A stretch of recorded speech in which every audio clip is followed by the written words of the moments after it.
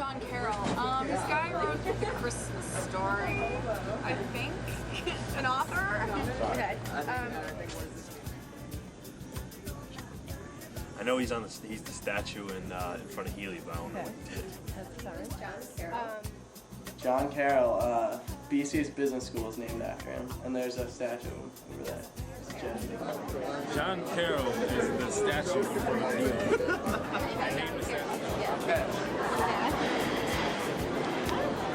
And wasn't he a priest?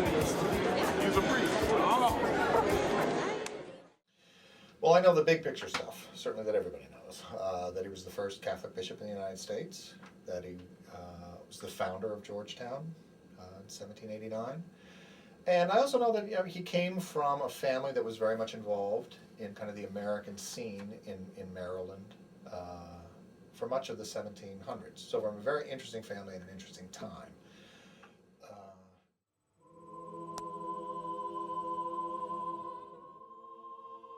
John Carrol was born in 1735 to a prominent family as the third son of an Irish merchant and a wealthy French-educated mother in Upper Marlborough, Maryland. He attended the Jesuit grammar school at Bohemia in Cecil County, Maryland, for most of his youth, but because of laws discriminating against Catholics and Catholic education, such schools were only maintained during brief intervals or by covert means. As a result, as a young teenager, Carroll was forced to travel to France to be able to obtain a Catholic liberal arts education.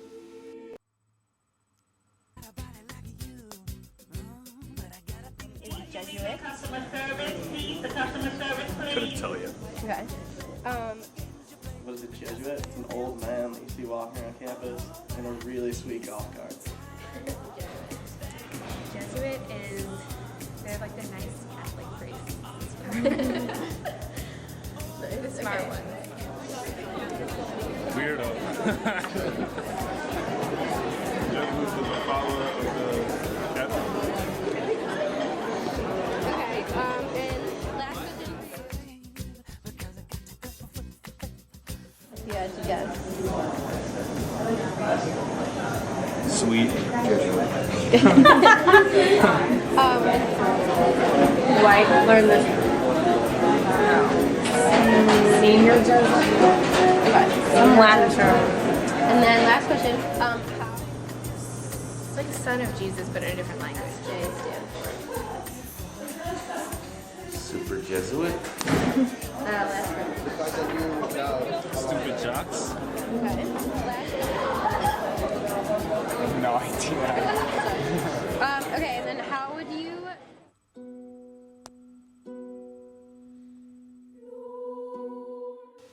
In 1753, while he was still completing his studies in France, Carroll joined the Society of Jesus, commonly known as the Jesuits, and abbreviated SJ.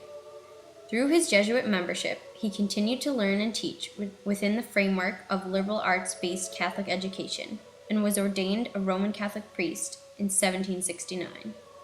By 1773, the Jesuit community was suppressed in Europe, and Carroll adamantly declared the need for freedoms of religion and education, especially concerning the condemnation of the Jesuit Bruges College, after English Protestants attempted to exclude the Catholic influence in higher education. Shortly after Pope Clement XIV issued a bull suppressing and dissolving the Society of Jesus, Carroll wrote a vindication of the society and, disgruntled, he returned to his mother's Maryland home in 1774. Carroll's time in Europe deeply affected his sentiments toward religious and educational freedom, and his homecoming came at a significant point in American history, right around the time when the 13 colonies became the United States and were left to decide for themselves how their country should be governed. Carroll was sympathetic to the revolutionary cause, where he saw it as favorable to the future of the Catholic Church in the new nation. When he returned to America in 1774, there were still laws discriminating against Catholics in Maryland and many of the other colonies. Until he began hosting Sunday Mass on his mother's estate, the region did not even have a public Catholic church.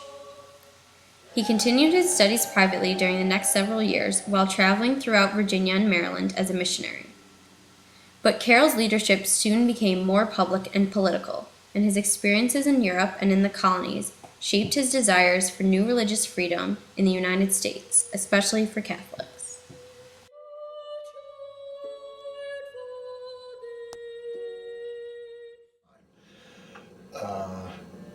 His family knew kind of the mover and shakers of the revolutionary movement. In fact, he was part of a delegation sent by the Continental Congress along with his brother and I think Benjamin Franklin to Quebec City to try to get the Canadians to come in on the side of the United States or the colonies during the Revolutionary War. So he was kind of a mover and a shaker from an important family from the beginning. Carroll's sympathies toward the revolutionary cause, in addition to his family background and connections, his cousin Charles Carroll signed the Declaration of Independence, and his older brother Daniel was a signer of the Constitution, helped put John in the company of such influential men in American history as Benjamin Franklin. This growing affiliation with the founders and lawmakers of the new nation would be crucial in giving Carroll leverage for his endeavors on behalf of the Catholic Church and religious freedom for all. For instance, during the Revolution, Carroll was instrumental in formulating a petition that would give Catholic priests the legal means to carry on their missionary work. Due to discriminatory laws in the colonies that continued until the First Amendment was passed, Carroll realized something needed to be done to support and protect the clergy and their properties. When many of his colleagues were apathetic and irresolute, it was Carroll who took the initiative to improve the state of the Catholic Church in America. For example, in 1783, he invited several priests to Maryland to decide upon regulations for Catholic priests based on plans that Carroll himself had outlined. Among the measures adopted by the group was a united call to Rome for the immediate appointment of Catholic leadership in America. Carroll was selected as the American clergy's leader and was confirmed Superior of the Missions by the Pope in June 1784. In this role, Carroll actively pursued religious tolerance throughout Maryland and the other states, making speeches, gathering priests, and reporting progress to Rome.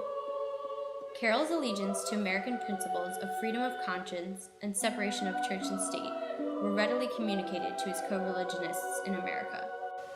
The Pope, answering American priests' desire for a legitimate leader, naturally chose Carroll as the first bishop of the United States of America in 1790, an appointment that the non-Christian Benjamin Franklin had personally backed.